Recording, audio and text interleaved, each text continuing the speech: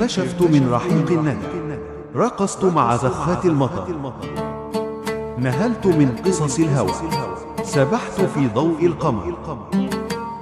ألفت وحدتي في الدجى، سهرت مع نجم السماء، بعيدا بعيدا في السماء، عرجت نحو ضفاف الكدر، دنوت من الجوى، جلست مع وجد السحر، نثرت حرفي على الحصى، غصت في بحر الضجر، قلت يوما هل من دواء من يريح قلبي المنكسر، كتبت روحي إلى المدى، كلمات تنزف لا تذر، حلقت بها نحو الفضاء، عبرت لدنيا المستقر، طاقت الروح إلى العلا للحن الحياة وعزف الوتر، نسيت يومي ومن أنا كلما زاد رقم العمر، لا أنتمي لهذه الحياة، روحي تأبى عيش الحفر،